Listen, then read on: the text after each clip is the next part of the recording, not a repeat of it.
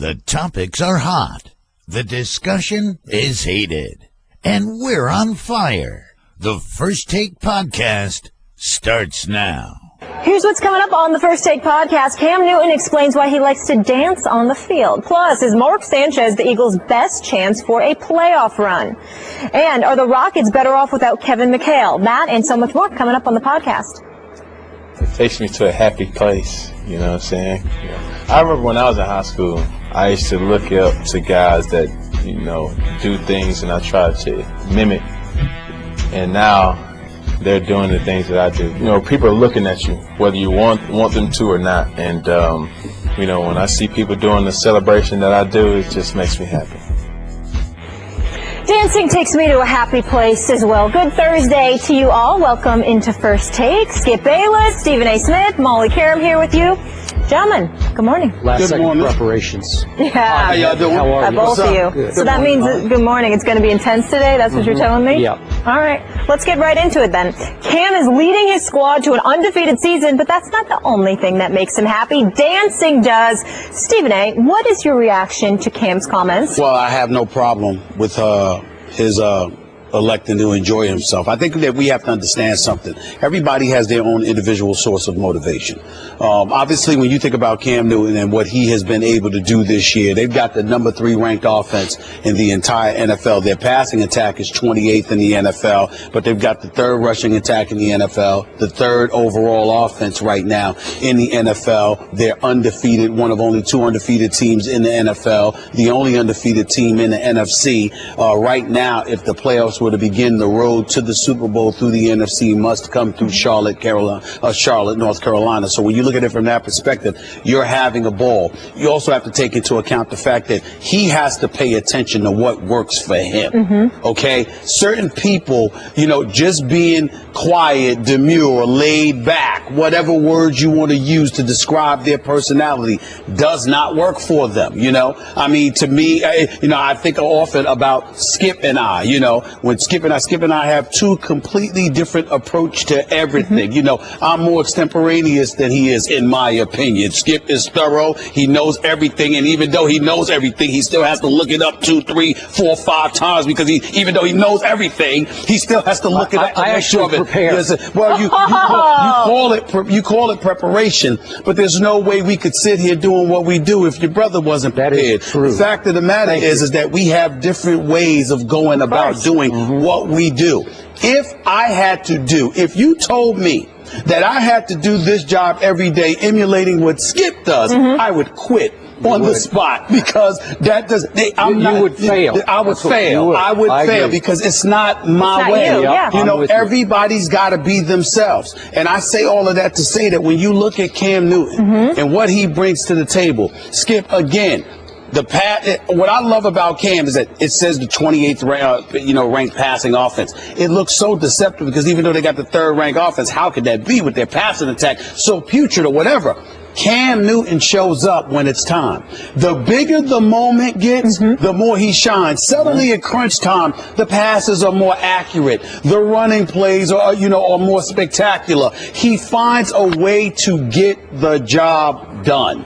And if celebrating is a component to all of that, a source of whether it be motivation or a reason to exhale or whatever the case may be, I have no problem with it. I think that a lot of people who are making noise about it are making noise because they don't like the fact that he is the guy that is doing this. Why they feel that way is open to speculation. We need to speculate on that. You know what I'm saying? Yes, we will. But I do believe that you have a lot of people that have a problem with him. Do I think listen, I can only go by what I could tell. I have a radio show every day where I'm communicating with folks. I'm here on national television. There's social media to take into consideration. There's me being at arenas, walking the streets. I can only go by my experience. I can tell you, far be it for me to offend anybody. I have not run into a brother that has a problem with Cam Newton. It's usually somebody else that has a problem with Cam Newton. It's not black people. We look at him and we say, we don't know what y'all are talking about. What is the problem? We really don't see it. Now, I can't speak for all black folk, but most black folk I know, who love football, obviously, have absolutely no problem whatsoever with Cam Newton. But the people who are complaining, they might be a bit different. Mm-hmm. And by the way, there's a lot of white folks out there that don't have a problem with Cam Newton. Of a younger generation, the older generation, who happen to be of a different ethnicity, they might have a problem with this. And that's their right. And that's their right. Okay. But it is what it is. Okay. Those are all very valid points and insightful points. And I appreciate you saying all that you just said. Now, I'm going to come from my perspective. Okay. I have to remind you, I'm a Cam fan. I was completely on board with Carolina taking him #1 overall in that draft. Mm-hmm. He has struggled. He has broken through this year. Mm-hmm. Breakout year, fabulous year. Not the greatest QBR, but when it's time to make a play, Cam Newton has made a play at Seattle. Consistently made the play to win the game because they've won all their games. Mm-hmm. Yeah. So when we first discussed this on Monday, you suggested between the lines that I just didn't get it because I'm not black. Like, I'm coming from a different cultural perspective, and so I'm just not going to see it, feel it, understand it the way you do. Is that fair? Yes, okay. That's fair. And, that may be the case. But that's not a negative. Okay, I get it. Right. But I am speaking strictly and obviously as a white guy right now. Yep. This is the way I viewed this. Upon first thought, when I first saw it happen, for me, it's not a white thing. It's not a black thing. It's a quarterback thing.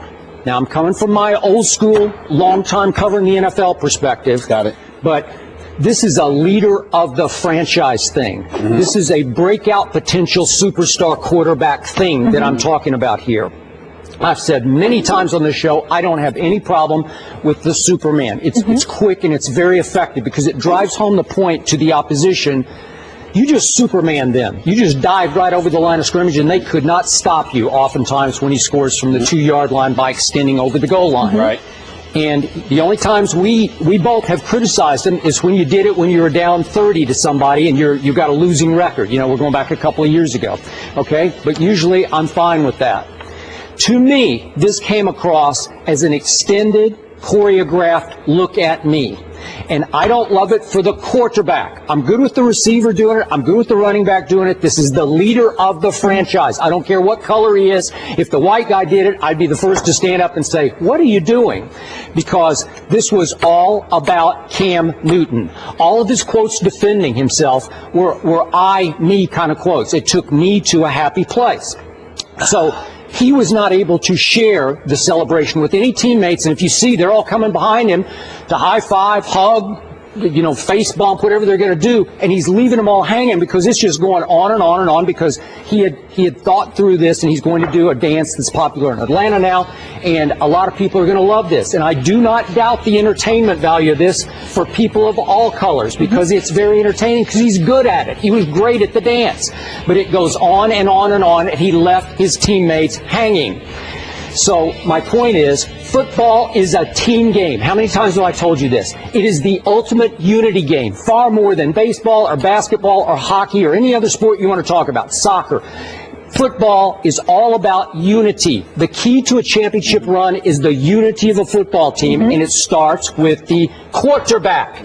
So in this case, when you go on and on and on and exclude your teammates with an I-me celebration as the quarterback, you're starting. Let me finish. Just let me finish, okay? If you want to talk, I'll stop. No, okay. I was just trying to tell you, just in case. I was just letting you know that I was going to. Okay, I know you're going to go, but remember, you are threatening your team unity when because this is not done by any quarterback of any color. This is not done. We haven't seen this before. This kind of a lengthy post-touchdown celebration. Maybe he is shattering the mold. Maybe I'll sit back at one point and say that brought his team together because they fed off this. They loved it. Maybe that's the case. That has not been the case before in this league. So I'm going to bank on history here and say I think you're threatening your team unity. And we have talked about Cam on the sidelines with the towel over his head where he makes it a me and they kind of a thing. When things are going wrong, he doesn't want to be part of the group. Now things are going right, and apparently in this case it comes across to me as a white guy as you don't want to be part of that group for that moment.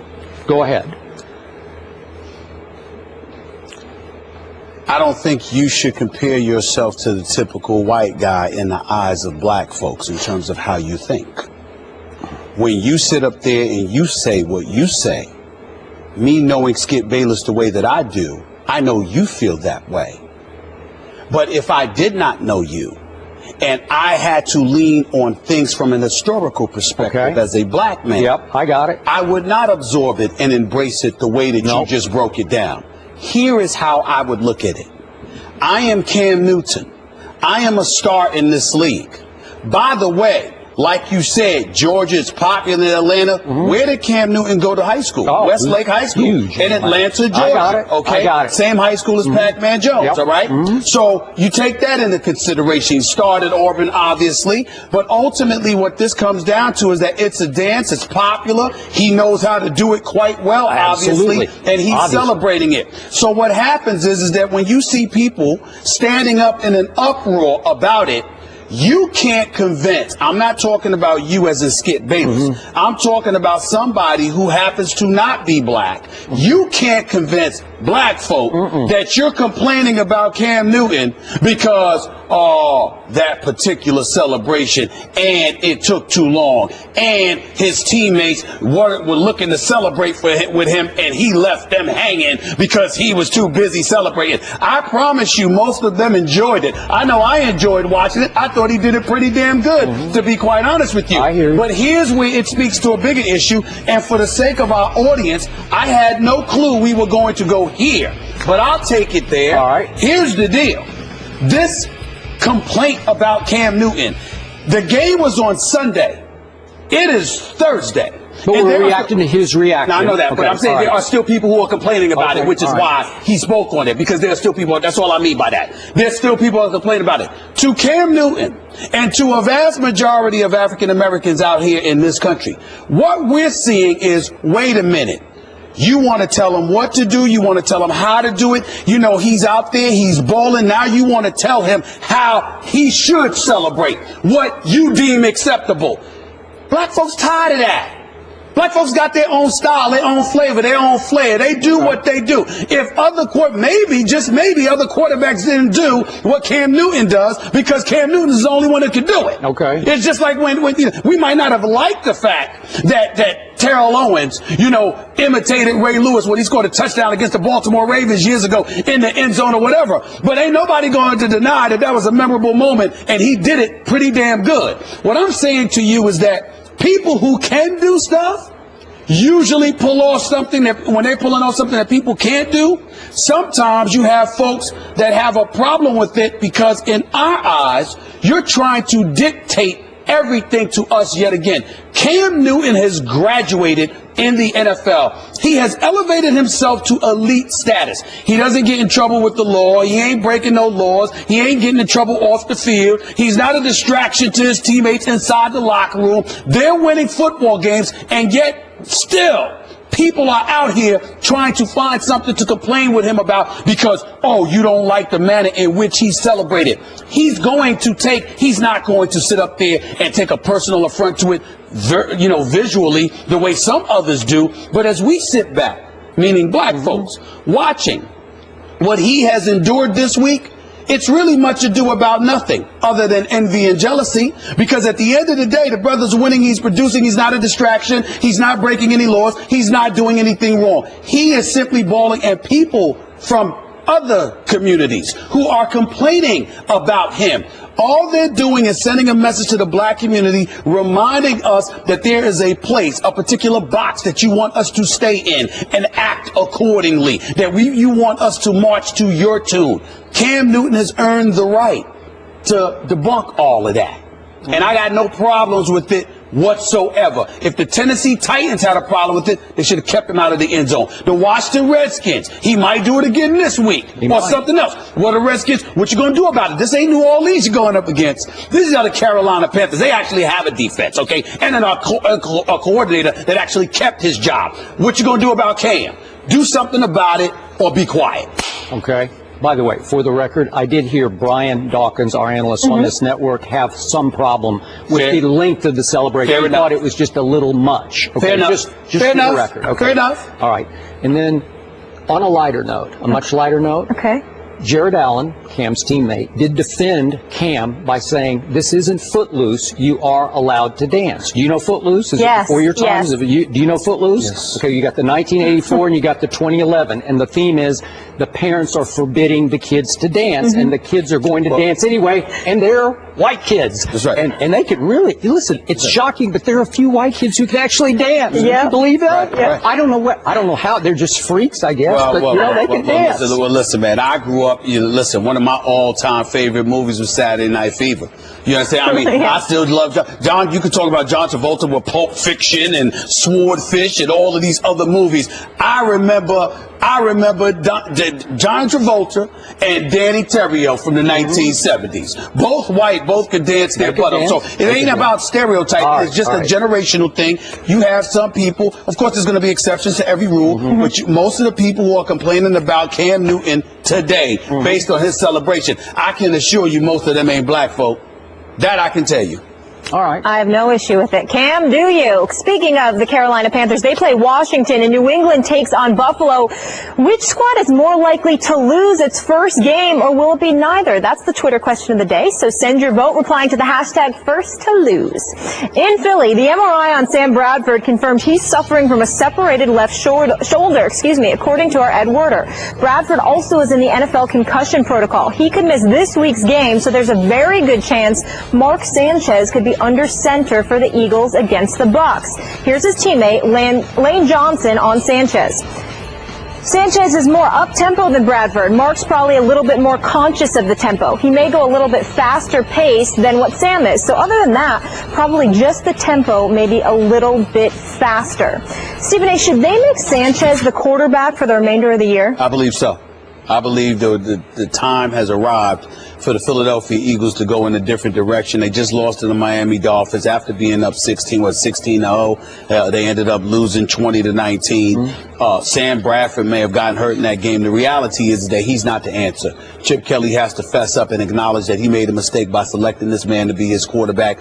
Too fragile, can't run with the football. He can pass the ball, but he isn't elite by any stretch of the imagination, although there have been a slew of individuals on the Philadelphia Eagles who have been dropping passes. It doesn't negate the fact that at the end of the day, Sam Bradford, who's thrown 10 interceptions this year, who's got a QBR of 37, who's got one of the 3 worst QBRs in all of football, doesn't appear to be the answer. Now, I will agree with Skip when you say that Mark Sanchez is the ultimate accident waiting to happen, as he proved with his end zone interception, even though I think it was Matthews, I don't remember specifically, but I think it was Matthews he was throwing the ball to. You just got to go for the ball harder than that. There's no question about that, but in the end, it was still an interception on Mark Sanchez, and like the Dallas Cowboys, bad things appear to happen to Mark Sanchez. So it was Miles Austin. It was Miles Austin. It was Miles Austin, exactly. Right. So for me, I just look at it from this perspective.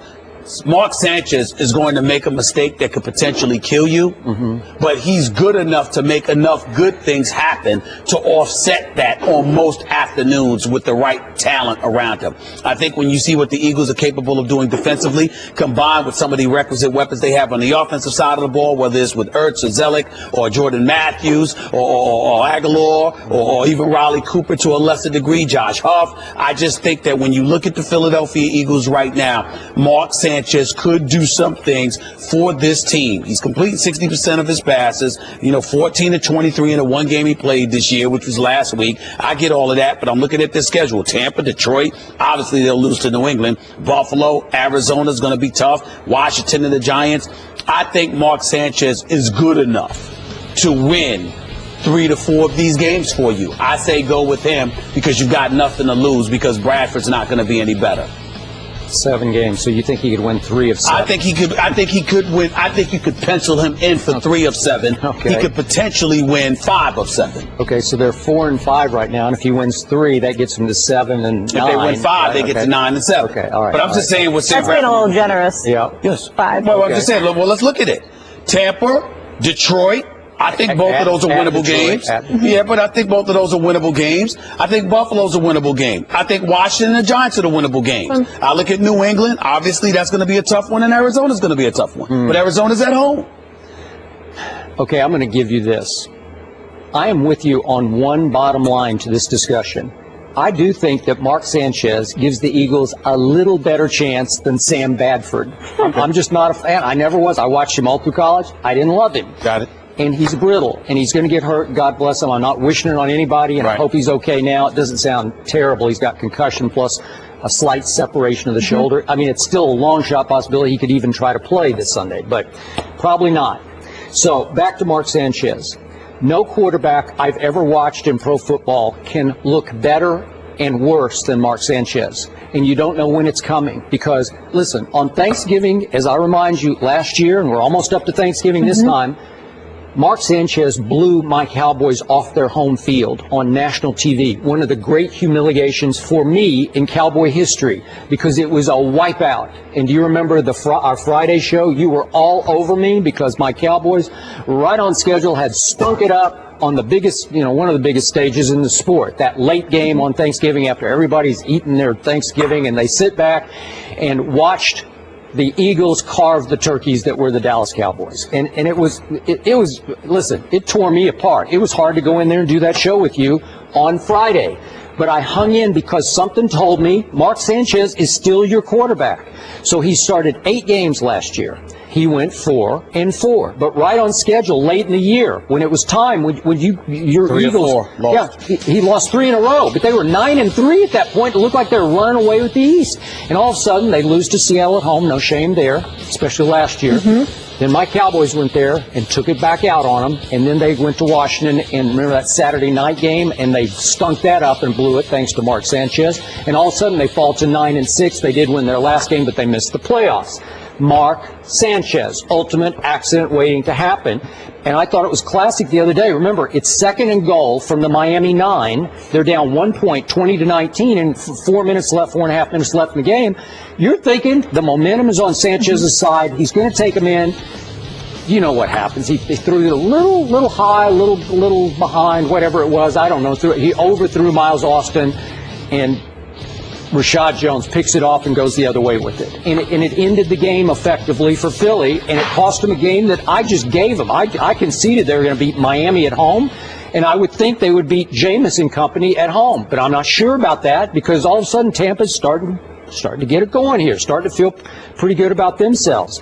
At Detroit, we saw what Detroit just did at Green Bay. I'm just saying, in this league, weird stuff happens. The roller coaster rolls. All of a sudden somebody figures it out, gets hot. And are you sure Mark Sanchez, he's not going to win at the Patriots, I don't think. I don't think he can beat the Bills or Arizona. Maybe Washington. Can he win the last game at your Giants? I don't think so. So I don't know. I'll give you that he gives them a little better chance, but he's still Mark Sanchez in the end. He'll make great throws, and he'll make head scratchers. That's what he is. Well, I think you're looking at the fact that you're looking at Mark Sanchez as a starting quarterback. To me, the question evolved around, should he be the guy because Sam Bradford is your option? See, that's two different scenarios. Now, if you're telling me you're starting a season, you're a coach, you got your pick of the litter, could you pick Mark Sanchez? Nobody's saying that.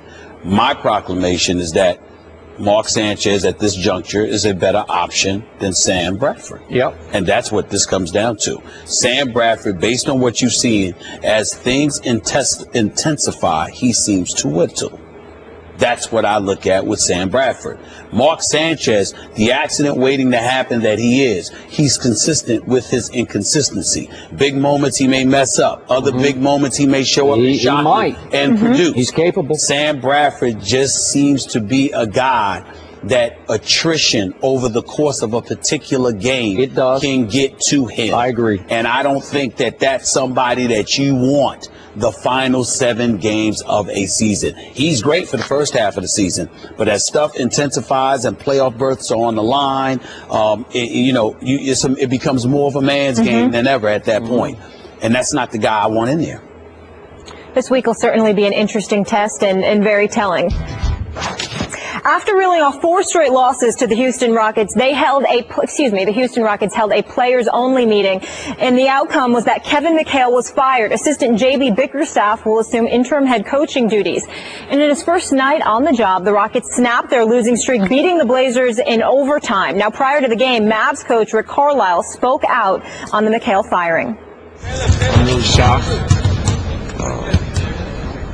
It's just hard to believe that something like that could happen at this stage. The guy took the team unexpectedly to the conference finals last year, and to have this happen after 11 games, just preposterous is the only word I can come up with. Stephen A., now that we have more information on the firing, do you think Kevin McHale being let go is a good thing? No, I don't. I think it's a shame. I think it's a travesty that he was let out of his job.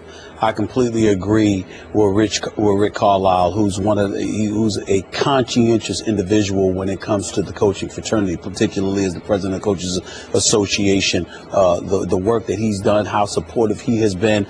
There's a lot of guys that Rick Carlisle would not hesitate to speak up for, and accurately so, I might add. Brett Brown is another guy in Philadelphia. As perpetually as they have been losing, he's been put in a very untenable situation, and you need coaches to remind the public of some things that coaches go through which are no fault of their own. In the case of Kevin McHale, let's be fair here.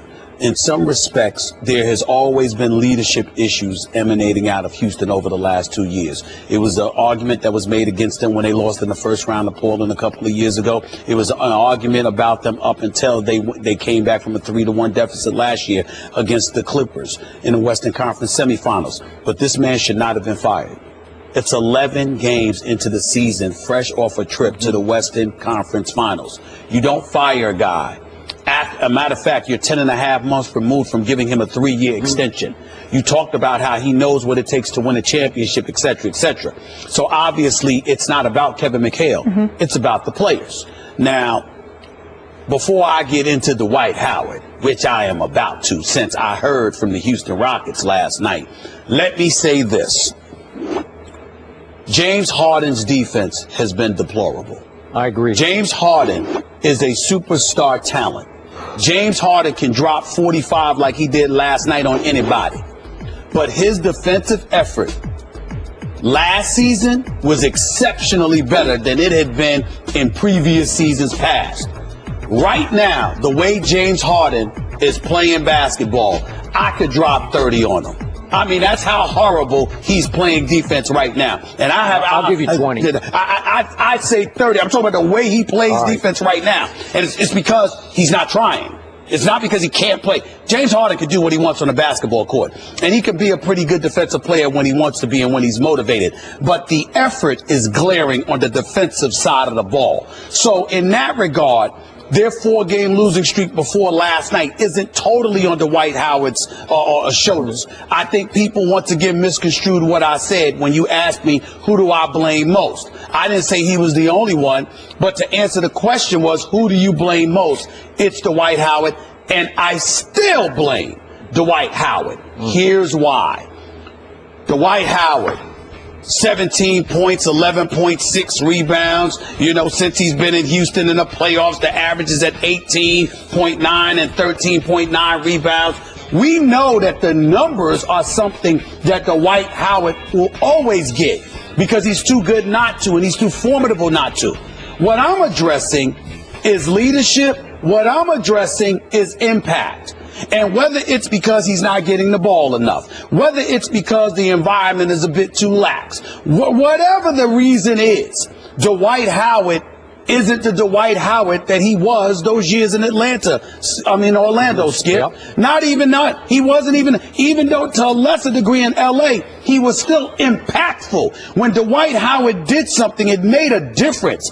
That doesn't seem to be the case in Houston. That's all I was saying about that. The reasons could be a multitude of things. But in the end, here is what it comes down to. I challenge anybody, and I'm not going to mention the person with the Houston Rockets, really good person. They weren't sitting there, very respectful. They were just sending me numbers about Dwight Howard. That's all they did. They didn't do anything wrong. But they're coming to the defense of their own player. All I'm saying in response is this. I challenge any Houston Rockets fan in this nation. I challenge anybody in the city of Houston. I challenge anybody in that organization to tell me that if Dwight Howard was as ferocious and as impactful as he was when he was in Orlando, is McHale still the head coach of this team? I'd say he is.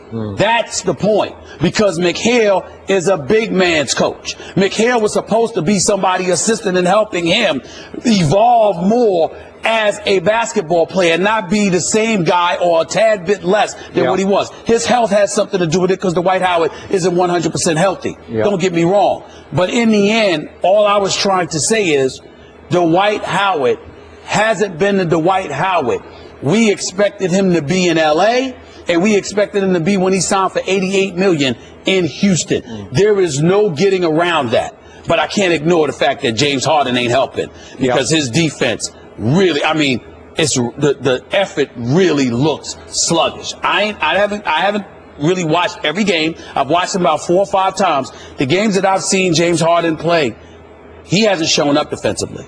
Just hasn't shown up. Sometimes he doesn't show up offensively. I mean, just shooting so poorly. Well, I'm just saying. But if you shoot poorly, you shoot poorly. That's different than not showing effort on defense. And to your point about Dwight, just to be fair about this, he had 2 knee issues last year that sounded pretty serious. Yeah, I wasn't talking about last year because he was injured. This is what they talked about in camp. We got to limit his minutes to protect his knees. And he played 40 last night. That included overtime. But I don't know. They didn't protect his knees. And 19 rebounds. And he had 19 rebounds. Didn't score much, but it didn't matter because you want him to rebound and block shots. That's right. That's right. What did he block? 3 shots? Yeah. Okay. Yes. Not bad. Okay, I want to make the point right now that this team is not out of the woods because it won or stole that game at home last night. You realize they were down 15 going to the 4th quarter.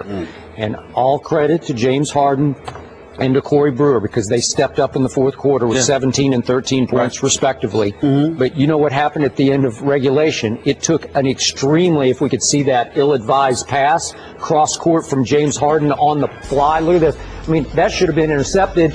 And Corey Brewer just catches it on the fly and just flings it from 3, and it goes in, and that forces overtime at the buzzer, okay? So that's a little lucky. That was a minor miracle, very lucky. So, but they did pull it off, so now there's a feel-goodness coming back to this team. I did like what Kelvin Sampson told the Houston Chronicle, obviously an ex-Rockets assistant, now coaching the University of Houston, and he predicted, knowing this team as well as he does, they will go on a run now to either show that Kevin wasn't the reason that they weren't playing, or to show that he was. You know, one way or the other, they're going to react to this in a positive manner. So I'm going to put the responsibility on the man who took it at the press conference yesterday. We haven't talked about him, but Les Alexander owns this team, and he said at the press conference, "I've never seen my team play as poorly and with less effort." Now, again, this is through 11 games. You know, it's okay, but he's saying never. You know, he's never seen his team. He interjects, but I'm not attributing that to the coach. I just had to do something. So this is a classic case of you can't fire the players, so fire the coach. You have panicked. This is pure early season panic. And to Rick Carlisle's point, it was preposterous. To your point, it was a travesty. I don't get it. I've never trusted this team's basketball character. That's just me. Deep down, whatever this team is made of, as it revolves around its superstars, I don't love it. And I think Kevin McHale actually did a lot to help that, to give them some credibility on the bench of a Hall of Fame player who's been a pretty good coach. And by the way, I do expect Kevin to wind up back with the T-Wolves, where he's from Minneapolis, played at University, or not from there, but he's from the state. Yes. Hibbing, actually, but he played at the University of Minnesota, and, he was coach for a couple times. So I expect him to go back, and I expect him to be successful wherever he goes, because he's a really good coach. I don't expect him to go back and coach in Minnesota. Let Sam Mitchell, the former coach of the year, get a chance. He'll be involved. Be involved in some other capacity. Not the GM, though, because we didn't do that great of a job as a GM. He was actually a better coach than a GM, but that's beside the point. I will say to you, I totally agree with you about maybe that's what it is when we're talking about this team. Maybe it's the character of the team. Because, again, when you're 3 years in with these guys and you're still looking for leadership inside that locker room, you would think James Harden is, but they're saying no, that he's feeling himself or whatever. I'm not going to accuse him of that because I don't know that. But I will tell you that's what folks were saying yesterday. There was a story about how he's been aloof with his teammates. Yes. So you got that going on. With Dwight Howard, I'm thinking about only 5 shots last night in 40 minutes. How does Dwight Howard only get 5 shots? And so when you look at it from that perspective, maybe that's involved in it or what have you. He's not being, paid attention to enough. He's not getting enough touches. Whatever the case may be, when I say blame, I'm not saying it like, oh my goodness, he sabotaged Kevin McHale. I'm saying that whether it's due to health or something else, Dwight Howard doesn't seem like Dwight Howard. And that has a lot to do with what impacts Kevin McHale, because if Dwight Howard was what he was supposed to be when he arrived from Orlando, this team continues on successfully. Yeah. It's just that simple. It is. And maybe, again, maybe we point to what Kobe and them alluded to when they talked about Dwight. Or, Dwight's attitude like, the sun will shine tomorrow. It's beautiful here in Texas. People love me. I love them. I'm paying no state income tax while I'm getting this money. Not like I was paying the 12.3% state income tax in L.A. I'm good. I'm good. Life is fine. The sun will shine tomorrow. Well, guess what? When you playing with dudes that want to win, that doesn't help you. Yeah. You can't. You, even though literally speaking, you're going to get beyond it and move forward, you literally cannot have the attitude that, life will be fine. So what? I lost the game. It's got to really kill you. I agree. And it never looks like it kills Dwight Howard. So there were some suggestions in the Houston media that Kevin McHale had lost the locker room.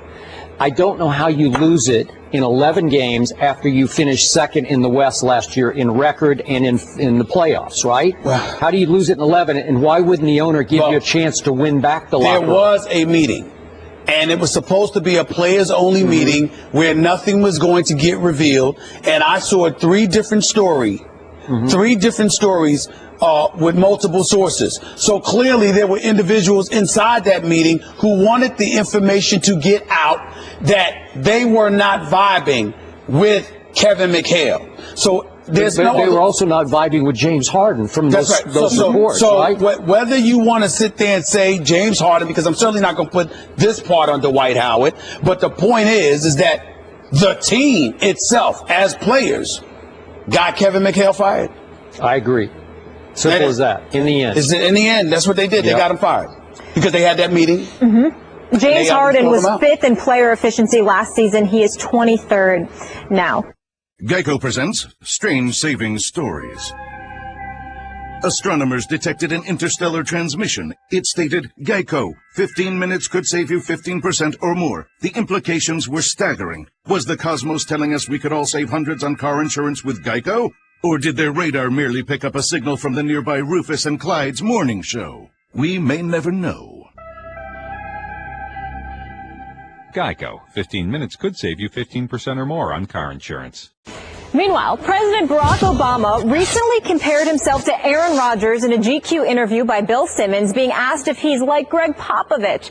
President Obama responded with this, or maybe Aaron Rodgers in the pocket, in the sense of you can't be distracted by what's around you. You've got to be looking downfield. And I think that's a quality that I have, not getting flustered in what's around me. Here's Rodgers' response to the Prez. I know that's probably tough for him because he's a big Bear fan. I appreciate that. He has a lot more responsibility, I think, than I do, and a tough job to do. I appreciate the comment. I mean, that's the highest form of respect that I can get from him, so I really appreciate that, especially being a Bear fan. Important to note that Obama made these comments before the Packers' 3-game losing streak. Stephen A., do you like this comparison? Well, I don't mind the comparison at all because, no drama Obama. Our great president obviously is a fan of the bad man that is Aaron Rodgers. So it does not bother me at all. It seems apropos. I appreciate the leader of the free world, our commander-in-chief, associating himself with this level of greatness, this level of unparalleled talent as far as I'm concerned. So it's a beautiful, beautiful thing to see. I will acknowledge, however, that I'm glad we emphasized that this comment was made, what was it, weeks ago? When was it? When was the date? All I know is it was before the 3-game skid. It was before the 3-game skid because Aaron Rodgers, obviously, on a more serious note, our president did seem to get a bit perturbed at some, some questions that were being thrown his way in the aftermath of what happened in Paris last night because of his comments prior to that about ISIS. It was October 5th, to be exact. Exactly. So, I mean, he did seem as cool at that particular moment in time, but we understand that those are obviously dire circumstances. Of course. And our heart goes out to all of those people. But on a lighter note, outside of that, prior to last week, those comments are more than apropos. And if I'm President Obama and I want to compare myself to a particular athlete because of his ability to be cool and relax and what have you, I would have to say I can't knock Aaron Rodgers, but I will confess to you, Tom Brady would have been just as good of a comparison.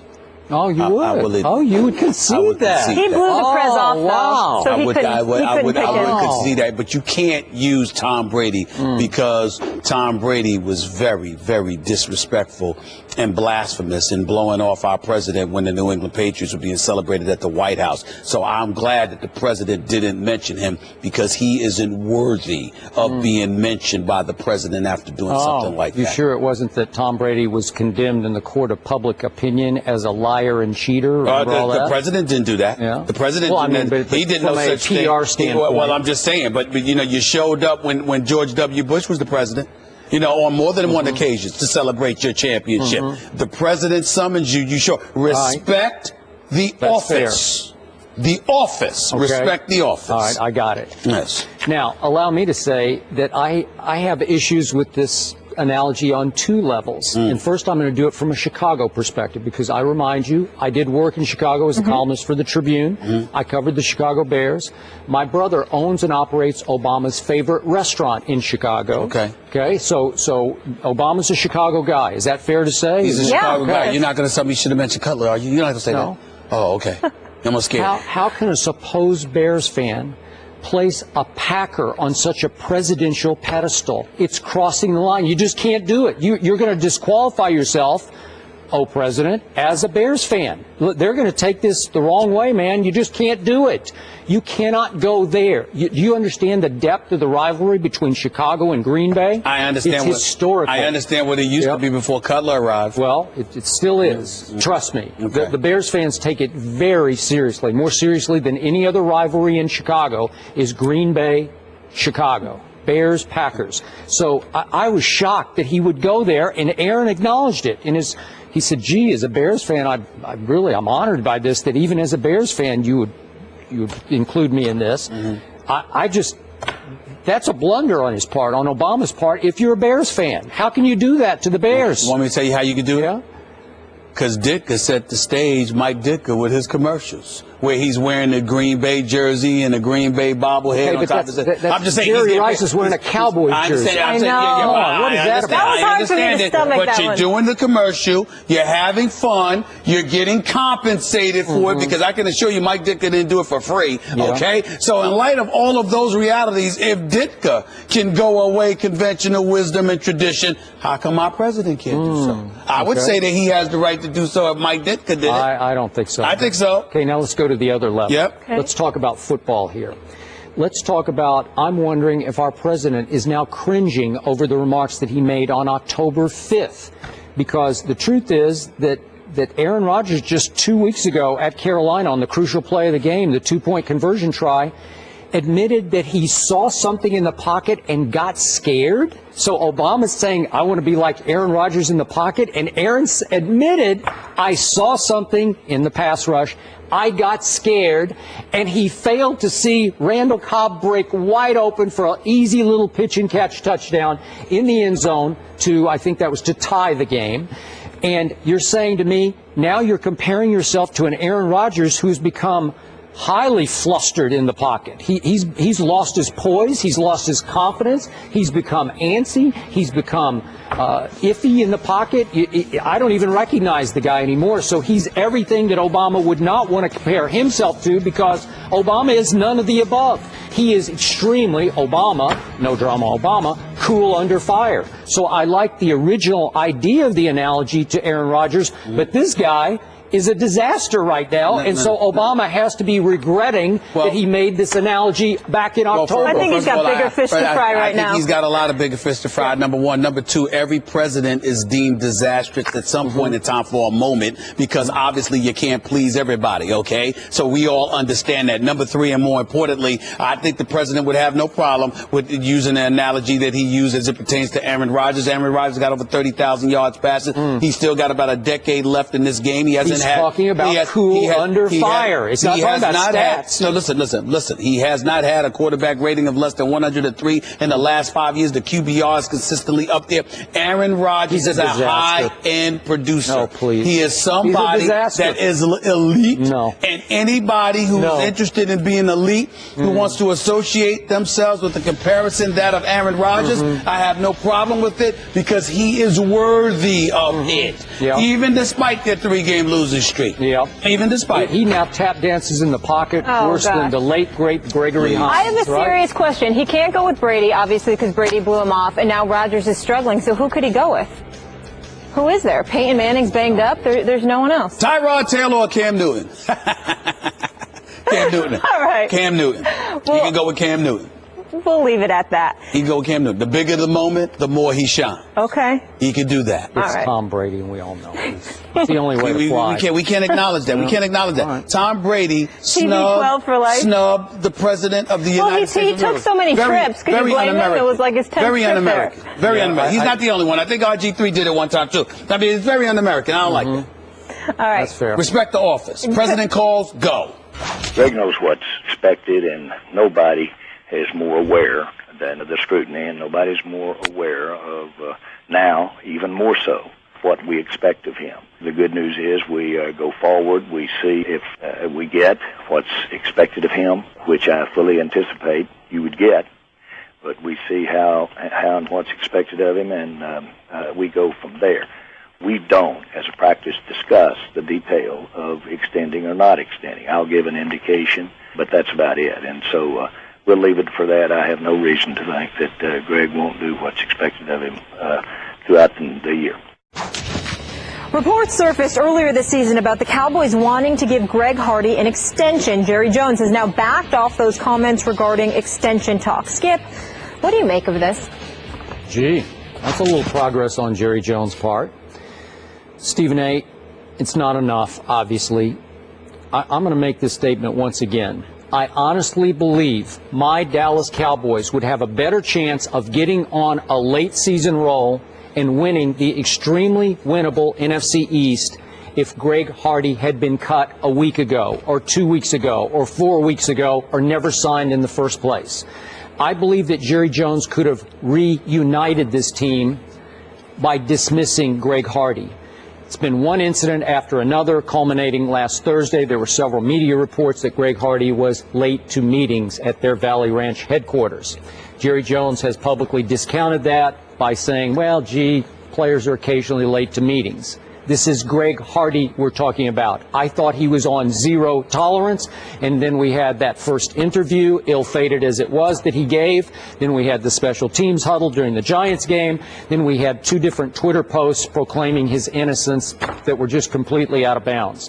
One thing after another, with the culmination, maybe the last straw, that you were late to meetings last Thursday ahead of the Tampa Bay game, which became your 7th straight loss.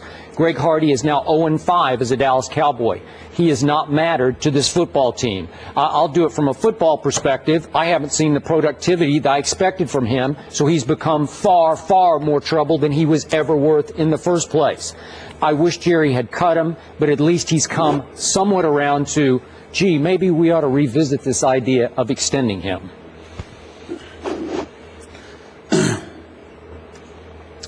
Greg Hardy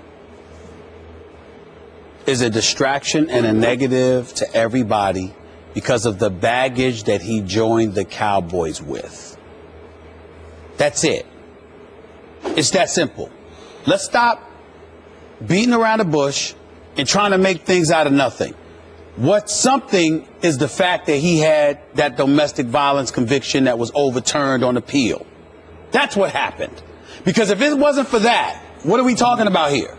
We're talking about a guy that got into an argument on the sideline. Yep.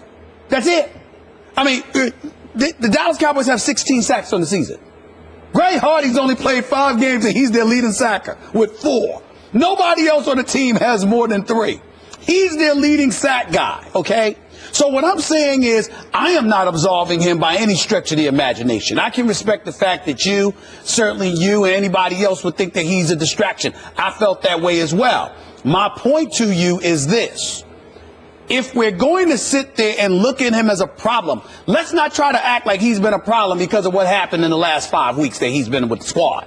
No. His baggage that he brought with him is the problem. And that's exacerbated the situation because this dude could make news for walking over to get some water from the water fountain instead of sprinting. That's how bad things are with Greg Hardy right now. That's what this is about. This ain't about anything else. This man right here, to me, even though I was on the record saying if I was the Dallas Cowboys, I didn't mind taking him. Here was my belief. 10-game suspension. After that, there's no risk whatsoever. He's one of the elite sackers in the game, considered the biggest free agent out there outside of Ndamukong Suh, and he's on a week-to-week basis with a no-tolerance policy. Yep. You have nothing to lose and potentially everything to gain. And he's going to serve the 10-game suspension, so be it. But it was after that it got reduced to 4 games. It was after that, and once he came in and was playing, that we saw the pictures. It was after that we saw him going off on the sidelines and slapping down the coach's clipboard and all of that other stuff. But in the end, what this comes down to is because of the whole domestic violence issue, everything else is blown up. And I'm saying to you, that's why, if you want to say he's gone, just say that. Because from a football perspective, the football issues to me are not that big of a deal. The other stuff is a very big deal. The football stuff, you got in the huddle. You slapped down a clipboard. No, Stephen A. It's how he handled all the off-the-field situation, the domestic violence, the no lack of contrition, how he acted, how with the posts and this, he's making it worse. So it's not just that act. Then he didn't handle himself properly. That's what we're talking about. No, what I'm talking about. He's not being a professional. No, what I'm talking about is this. All of that is what I'm talking about with the domestic violence. Yeah. When I say the domestic violence, but if he handled it properly when he came back and showed remorse and acted professional, like a Patriot would, then I think it'd be a different story. What I'm saying is this. Let me be very, very clear, because obviously this is a dicey subject, so let's be clear what we're saying. Yeah. What I'm saying is everything associated with his domestic violence issue is the issue. If you take all of that away, then nobody's thinking about how he's acting on the football field. That's all I'm saying. Of course, when you say the level of contrition that he has lacked showing, that to me is jumped in with the domestic violence issue. Worse is what I'm trying to say, but yes, the football's But what I'm saying to you is that the domestic violence charge, the conviction and then it getting overturned on appeal, okay, because it went from a bench trial to the jury trial and it got dropped. Combined with him coming on and not showing the appropriate level of contrition, to me, that's all in one cup.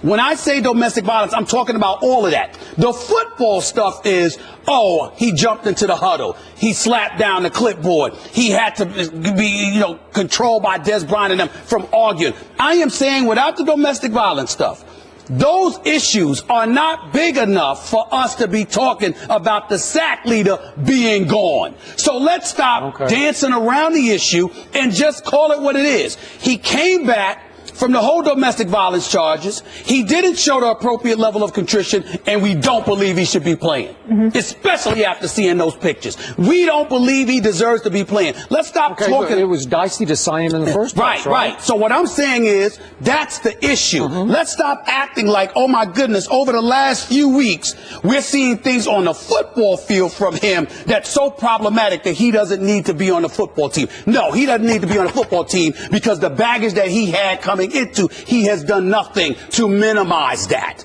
That's the issue.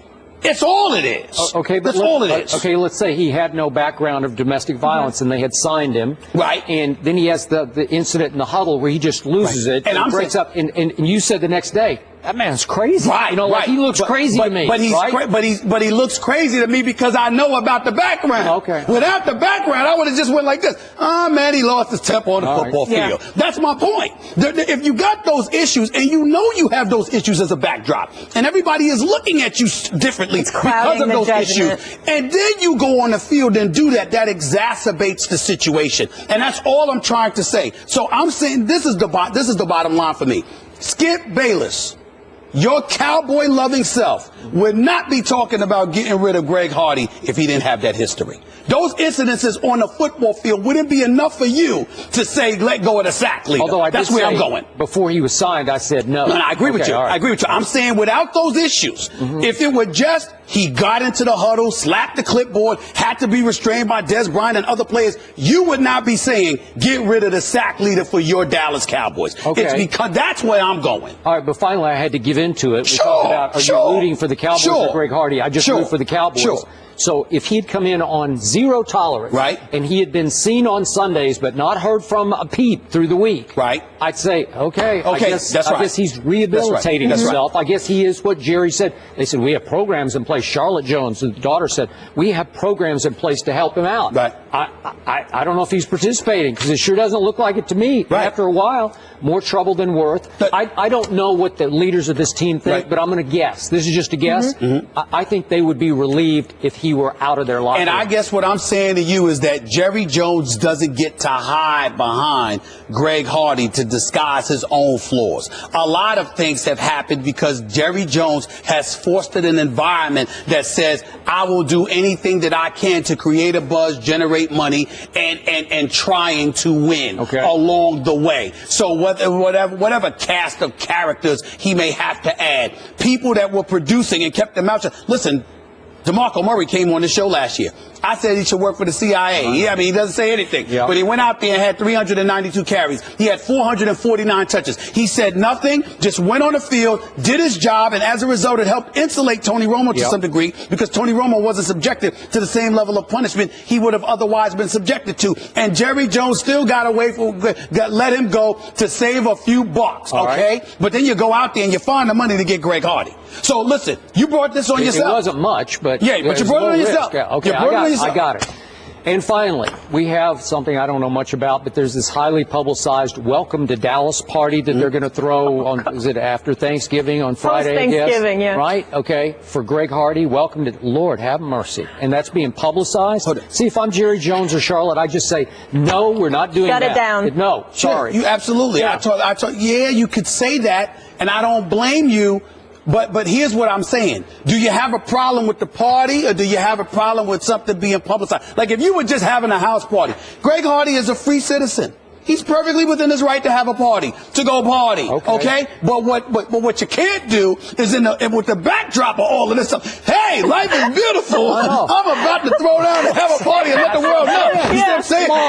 But in Dallas, that's where the exception lies. Skip. They're America's team, right? They're the ones everyone wants to come play for, right? They're the star on the helmet, the $1 billion playpen. This is what comes with your Cowboys. Live with it. It comes with my owner, not my Cowboys. Oh, excuse me. Your owner is the Cowboys. I guess so. Yes, he is. Yeah. Texas coach Charlie Strong says he has no idea where the continued speculation linking him and Miami is coming from. During a news conference Wednesday, he insisted that he is not interested in the coaching vacancy at Miami and remains focused on fixing the Longhorns. Stephen A., what do you make of these comments? Well, first of all, there are half-truths everywhere. And I think this is one of those situations, Molly, Skip. Here's the deal. First of all, I can't imagine anybody that's not interested in South Beach. I just can't fathom that. I just can't fathom that. Coral Gables, Skip, that's usually where I'm doing the show from when I'm doing it from Miami. I got to tell you, Austin's a pretty great place to live. You know what? I must admit that. Austin's special. It is. I like Austin, Texas. So do one of my best friends in the world, Mark McKnight, lives there. What's up, big boy? Anyway, let me get it. My childhood buddy. Right. He lives in Austin, Texas. Mark McKnight. That's my Long Beach. Yes, I do. Yes, I do. It's the absolute truth. But I will tell you this. When you look at Charlie Strong, I've been on the record. I want him to leave Texas. Here's why I want him to leave Texas.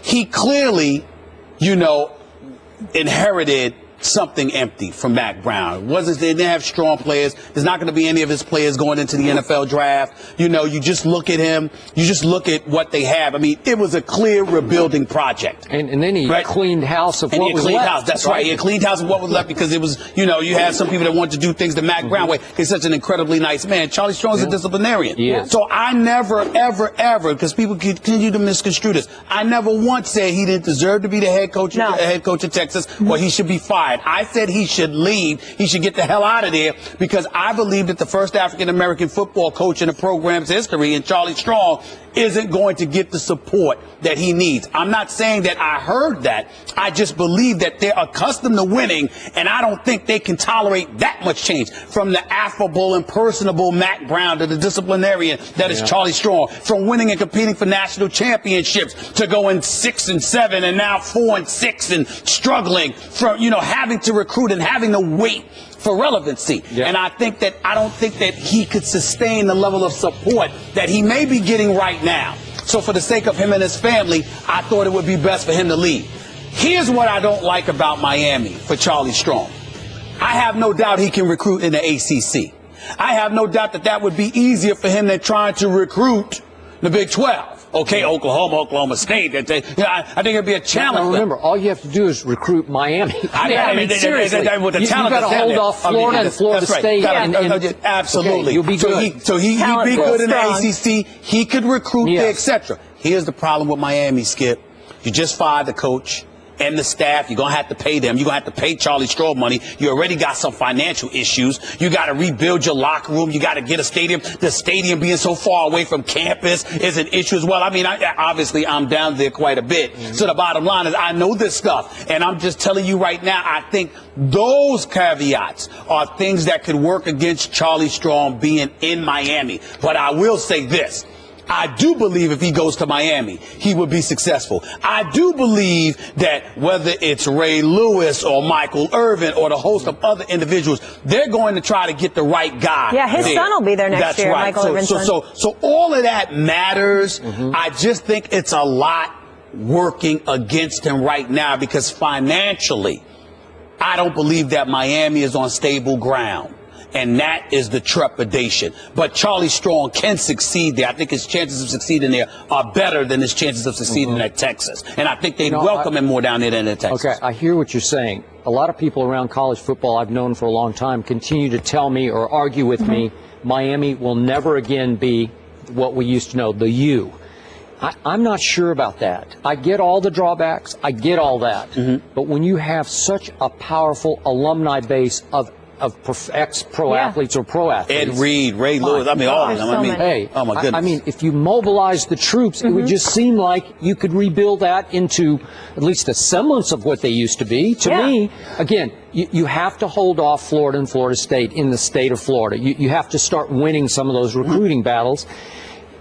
I don't know how you couldn't turn this around. But, okay, now back to what happened yesterday. Let's start from the start. When you first broached this subject, Texas had just lost 2 home games they should have won. Down to the wire, they missed an extra point and lost to Cal, 45-44. Then they botched a late punt. They had Oklahoma State, still unbeaten. They had them beaten at home at Austin, okay? Remember the 50-0 to TCU. Oh, but I'm saying, but at that point, when we first talked about it, I'm saying, man, give this guy a chance. Then it goes up. They go to TCU. They've been a horrible road team. They go to TCU and lose 50-7, and some of their other road losses. The opener at Notre Dame was 38-3. Right. They went to Iowa State and lost 24-0. Then they went to West Virginia. West Virginia's pretty good, but it's 38-20. So you're not even you're not even respectable on the road to me. Right. They pulled off the upset of the year in college football. They beat my Oklahoma Sooners, and it's shameful, and it's probably going to cost my Sooners a spot in the Final Four that they deserve because they're the best team in this conference. The Oklahoma Sooners are, and I think they're one of the top 4 teams. Got to beat They Oklahoma lost State. to Charlie Strong in Dallas, okay? And it's the Red River rivalry. I get all that, but again, that's just unacceptable and shameful for Bob Stoops. But now back to Charlie Strong.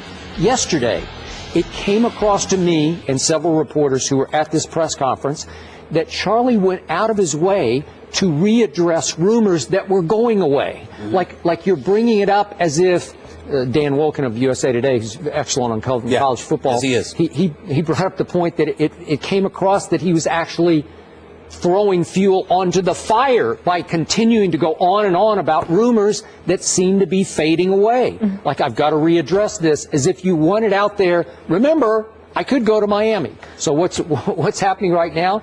Well, they just lost to West Virginia, so they've fallen to 4-6 on the way to maybe 4-8. They've got Texas Tech at home. That could be close. They got a shot that one. Then they have to go to Baylor, and I don't think that will be close. They're not beating Baylor. So whatever. Let's say they do finish 4-8. Well, Charlie would be off to a pretty rocky start at Texas because that would make him 10-15 in his first 2 years. They did make a bowl last year at 6-6, for what that's worth, but it wouldn't be too pretty. Now, have I heard anything from my sources in Texas that he's on any kind of hot seat? Absolutely not. Right. I think the alums are just buckled up. They're ready to get through the night here because this is a tough rebuild. So maybe next year it would start to click in that people would be, wait a second, Charlie. Now, this is your recruits are starting to kick in here. I would say this. It's a tough rebuild. If they're supportive of him, as you say they are. I think they are now. Then I would say, then I would change my tune and say, yeah, he should stay at Texas because I think they got more money, better program, better facility, etc. It's first class. It's first class. But here's where my question, let me challenge you with what you said earlier. The U can be the U again. Skip, you know why I disagree with that? It wasn't just about the competition. It was about the mystique.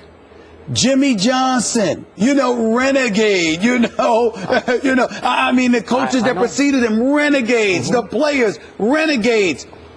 Charlie Strong is a cookie cutter kind of guy, you know what I mean? Do things the right way and, go at it hard. Don't get me wrong. Take no prisoners, go for it, be physical, etc. But, just a stand-up guy, I mean, he doesn't want renegades. And I think that's part of the appeal of that Miami had with Vinny Testaverde and those boys coming to the national championship game with military gear on. I mean, it was something special to watch. That's Jimmy all day. But I'm just saying, that kind of stuff matters because the reason why the U was because it drew you in nationally. People that didn't know anything about college football. I didn't watch college football back then. I couldn't get enough of Miami because of who they were. And now I can't see Charlie Strong being that guy. Again, I think that's what it takes to resurrect Miami. So you're saying he doesn't quite have enough edge for the U? Not the edge for the U. No, I could be wrong. Loosen him up down there. I could be wrong. They have to loosen him up. I do think he can recruit, though. I do. No doubt. No doubt. And if you just out-recruit Florida and Florida State, you're going to be good. But that's where I'm going. I don't think winning is good enough. So when you talk about the U, it ain't just winning. You got to be the bad boys. It's almost like Al Davis's Raiders, man. I mean, you got to be the bad, just win, baby. You got to be like that. That's what makes the U appealing because they got too many distractions in South Beach. You got to have something other than just winning football games to lure you in. Trust me on that. I think it could work. The Longhorns' next game is on Thanksgiving. They're against Texas Tech. And now, for Geico's edition of Stuff Found in Your Car, we go inside your side door pocket. Hello, yes, the crumpled receipt with gum in it. From your anniversary dinner, you sprang for expensive wine, your server was Beth. That dinner was a couple $100. Money you could get back if you switched to Geico and saved hundreds of dollars on your car insurance. I bet you'd save that receipt. Frame it even. But really, where did I go wrong? Was it the corkage fee? Geico. 15 minutes could save you 15% or more on car insurance. Visit geico.com today. You wish you could just plug someone else in, but that's, it's impossible to plug in, those, Julian Edelmans just aren't, sitting out on the street anywhere else. They'd be playing, for another team. So, but, the guys that are going to be in there will have confidence in the things that they can do well. And I think the expectations are still the same. I mean, we expect to go out there and score points every time we touch the ball. And it may take a little different shape. And, you just have to rely on some different things that are a part of your offense and just do the best you can do. Next man up, Tom Brady says the Pats will definitely have to adjust without Julian Edelman. New England is 9-0 and face the division rival Buffalo Bills on Monday Night Football this week. We welcome in our Mark Schlereth. Good to see you. Thank you. Thanks for joining us. Please tell us, how vulnerable are the Patriots without Edelman? I think just the statement by Tom Brady was, if you really listen to it, it shows you the greatness of the New England Patriots. Basically saying you're just not going to plug somebody in to take his role, but we're going to do what we do with the guys that we have and put them in positions, not the Julian Edelman position. So many teams think that, hey, we're going to plug in, Danny Amendola, and we're going to have you do what Julian Edelman does. No, you're not, because Danny Amendola can't do what Julian Edelman does. That guy in the slot is an absolute freak show, and I'm talking about Julian Edelman. He's nasty. I mean, he gets after people. He's one of those guys that's fearless across the middle. You know, there are very few of those guys that that can do that, but it goes to show you the mentality of the New England Patriots. We're not going to ask somebody to come in and be Julian Edelman, because there aren't any Julian Edelmans. What we're going to do is put our guys in the best position based on their skill set to have success. Will there be a drop-off? There's 3 people on the New England Patriots that you look at, 3 players that you look at that are irreplaceable. Tom Brady. I mean, you can't replace him. Gronkowski. Yep. Guy's a freak show. And Julian Edelman. So they have lost a large portion of what they do on the offensive side of the ball as far as keeping the chains moving and staying in front of the chains. Julian Edelman did that, and he got the tough, nasty yards for them. And he was, you know, at the wide receiver position, and you don't say this about very many guys, he is one of those guys that sets a tone for their offensive football team from just a pure nastiness standpoint. That's Julian Edelman. They're going to miss all those factors about him. Yeah, I agree. So more vulnerable than, are you saying they could lose a game down the stretch? Oh, sure. Yeah. Sure. I mean, it's, you know, you look at their ability to stay on schedule, right? What he does in the middle of the football field, that to me is the biggest thing. You've lost a big portion of the staying on schedule of your offense, right? Being in 3rd down and 2, we can live there all day long. We can convert. We've got a myriad of different plays that we can run in 3rd and 2. You're in 3rd and 8 because Julian Edelman isn't across the middle of the ball for you. That's a different story. And when you lose that aspect of your offense, there's very few guys. Like, not everybody is as tough as Julian Edelman. Not everybody is as nasty as Julian Edelman. There are some guys that lack some of that mental toughness to do the things that he does. Yep. And I'm not saying they're not tough individuals. You don't play in this league if you're not a tough individual, but they're not the same. They're not cut from the same cloth that Julian Edelman is. That guy is a bad dude now. Okay. Let me say this. Please. You know, first things first, question. Julian Edelman, is he out for how long?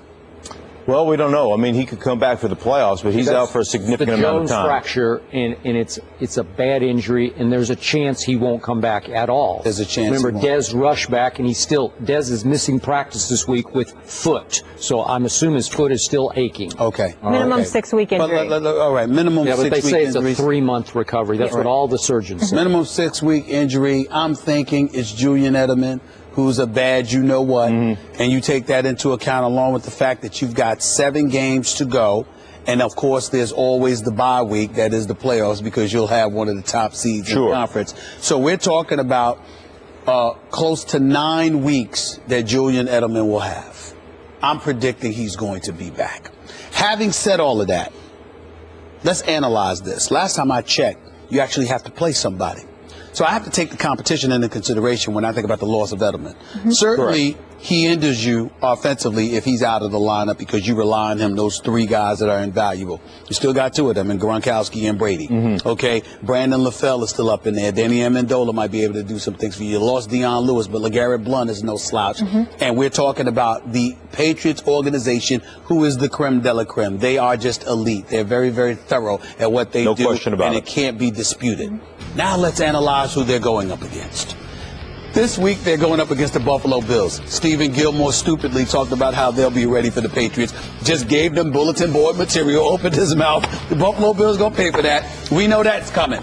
After that, you got the Denver Broncos. Osweiler's your quarterback now, not Peyton Manning. I'm sorry, I don't believe for one second that Brock Osweiler is going to beat the New England Patriots. I just don't see it. I don't see it happening. The Philadelphia Eagles. Well, Mark Sanchez might be the quarterback there, or Sam Bradford, not Bradford. I think that's a win. And then we got the Houston Texans. Oh my goodness, I'm so touched they got Brandon Weeden now. Did you see the news? Did you see the news, Larry? I mean, it's Brandon Weeden now. They got a quarterback now, according to Jerry Jones. So that 3 is. backups. You remember Brandon Weeden, the guy that Jerry Jones said, boy, could he really throw a football? Right. And then weeks later, you cut him. Okay, you let him go. All right. So we all know about. You're saying they cornered the market on backup quarterbacks in Houston. Exactly. Okay. Nobody has more backup quarterbacks than the Houston. So we got that. So we got that. The next contest on the list is the Tennessee Titans. Do you want me to start laughing a little bit too early? I mean, just stop it. So then we get to the New York Jets. That could be very interesting because we had that We had that on the schedule as a potential loss for the New England Patriots, particularly the New England Patriots squad without Julian Edelman. But this is an AFC East rivalry. They do like going up to New York and ruining their day. Not to mention the fact you're talking about the New England Patriots, who are an elite organization, who knows how to make adjustments, and more importantly, they'll sit around and they'll be like this, hey, you know what? This is what we have to do to win this particular game, and the defense can overcompensate. They can compensate, rather step up and compensate, because they can say, look, they're not going to be what we customarily see them being, because this is a defense that has playmakers. They can make things happen with Ninkovich and the crew. And then last but not least, you're at the Miami Dolphins, which could or could not be a very interesting situation. So what we're talking about here is the New England Patriots maybe losing a game. That's really what we're talking about here. The debate is whether or not they're going to go undefeated or not. But I think the loss of Edelman will be minimal, because I think all of those games are winnable, and he'll be back for the playoffs. Right. I think I agree with you in this. I don't think it's really going to affect their schedule that much from the standpoint of wins and losses. I still think they're going to win. I said it weeks ago. I think they're going to win out. But it's certainly. You think they're going to go undefeated? Yeah. Okay. Yeah. Okay. But it certainly hinders that process to some degree. And then, from the standpoint of what kind of chemistry, what do you have coming back when he does, and if he's healthy? So there's some question marks there. They're still, in my mind, the best team in the National Football League.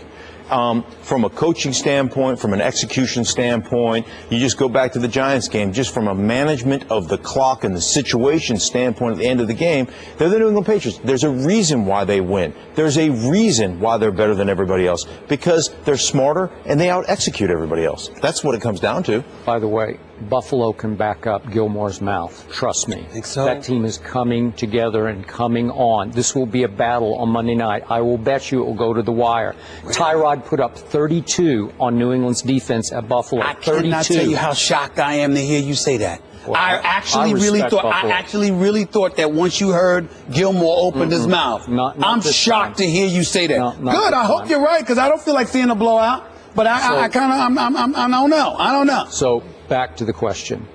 I still believe New England will win out in the regular season, because Tom Brady is playing at the highest level I have ever seen any quarterback play at consistently. He's in some other place right now that no one's ever been in. I'm not saying he's the greatest quarterback ever. That's still Joe Montana.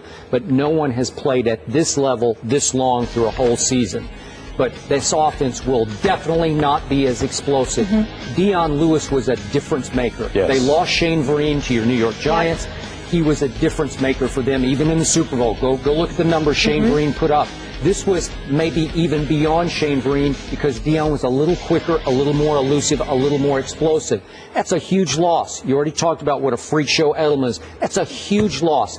It took Danny Amendola a long time to earn Tom Brady's trust, because he's not the typical Patriot. He's a little brittle and hasn't played with the guts some of the other that Edelman has played with. But he does have better hands than Edelman. That's the one thing I don't love about Julian. Didn't have great hands.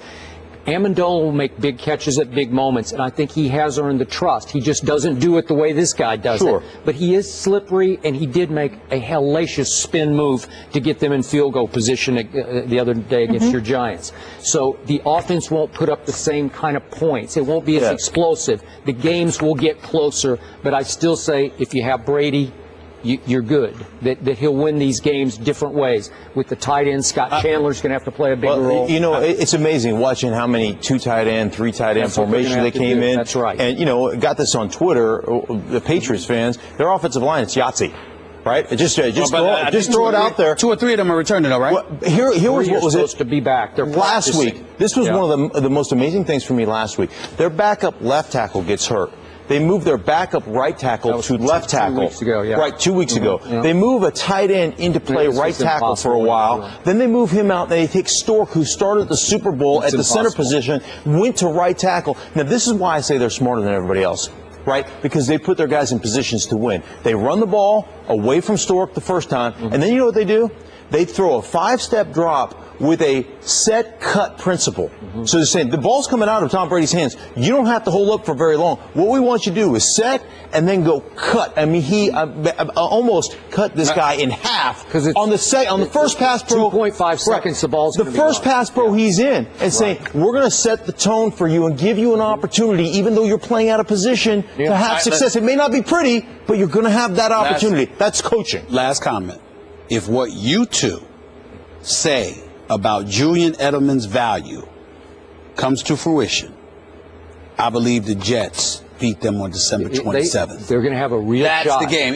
I would have said the 29th, but Peyton went down. But I ain't picking Osweiler to beat the if Edelman is what you say he is, and I know you know, I'm telling you right now, I think the Jets have a chance to knock the Patriots come in there 14-0. And the Jets if they don't throw a bunch of smoke screens on 3rd down and 4 and 4th down and 2 with man coverage, that's true. Right? If they don't do that with the gimpy wide receiver who's got a bad ankle, that's right. When you got a guy whose forehead's made of rebar and concrete and Chris Ivory in the backfield, then maybe you got a chance. That's right. But you can't, you can't continue to make the same stupid mistakes that you made in the game against Buffalo on Thursday night. Fair enough. Let's take it to the streets. Here's what the people had to say. We asked you earlier in the show which undefeated team is more likely to lose their first game this week. The results are in, and I swear we did not fix this. Listen to this. The Panthers, 38.2%, and the Patriots, 38.2%. That's unbelievable. Okay, I was more excited than you guys. Whatever. Mark, thank you so much for being with us. I appreciate you. Thank you. I'm just celebrating like myself, Johnny Manziel style. Meanwhile, on Sunday, the 7-2 Cardinals take on the 8-1 Cincinnati Bengals. This is going to be a good one. The Cardinals are currently in first place in their division, and according to FPI, they are right behind the Patriots with a 25% chance to win the Super Bowl. Skip, are the Arizona Cardinals over or underrated? Stephen A., my man Patrick Peterson will not like me saying this. My man Larry Fitzgerald will not like me saying this. I'm not sold, so I got to go overrated. The truth is, in my mind, they're not yet rated because I'm not sure what they are or are not. Because going into the Seattle game, the combined record right now of the teams they had played going into that game, teams they had beaten, I should say, was 17-39. Okay. So they had also lost at home to St. Louis, 24-22. St. Louis is now 4-5. They had lost at Pittsburgh, 25-13. Pittsburgh is now the only team with a winning record they have played so far, Pittsburgh being only 6-4. They obviously had a huge win at Seattle, which dropped Seattle to 4-5. We all know, we've talked it to death, that Seattle has post-Super Bowl problems. You have enumerated many of them. 4 and 5. So I look at the resume of the Arizona Cardinals and I say, I don't know. I can't buy into this, even though Carson Palmer is having an all-time great year. Not quite a Tom Brady year, but Brady might be having the greatest year ever. But Carson Palmer is running away with the QBR race this year, just the way Tony Romo ran away with it last year.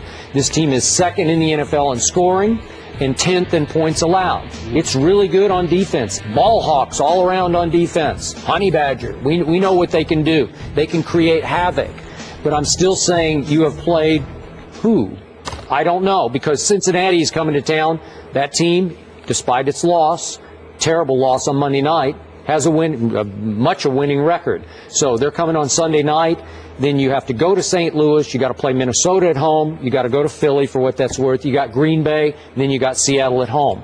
So maybe I'll find out. Maybe I'll be sold down the stretch. But as of right now, I got to go overrated. If I'm Larry Fitzgerald, if I'm Carson Palmer, if I'm Bruce Arians, I'm very disgusted with you. And the reason I'm very disgusted with you if I'm them is because if they were the Dallas Cowboys, you wouldn't be calling them overrated. The fact of the matter is, look at Carson Palmer. Well, I'm a fan. I know that. Okay, well, that's like a bad analogy. But it's not a bad analogy, because even though you're a fan, you also talk about how I'm the one person to be objective up here. So even with your fandom, you find a way to be objective when it comes to analyzing, not rooting for, but analyzing a team. You you look at Carson But Palmer. wait a second. That's not fair, because I told you if my Cowboys had stayed healthy, they'd be the best team in the NFC. That's what I think. No, what I'm saying is that if you had a quarterback, which you did, that's got a QBR 82. Oh. And by the way, you got 2 running backs averaging over 4 yards a carry, because even though Andre Ellington is back and he just got back because he wasn't healthy, Chris Johnson filled in admirably and has been playing a standout season. I got it. You got Fitzgerald in the slot at times. You got John Brown. You got Gresham. You got Michael Floyd. So on the offensive side of the ball, you got a running attack. You got a passing attack. You got a quarterback that's only lost 2 games as a starting quarterback since he's been there. And you have beaten whom?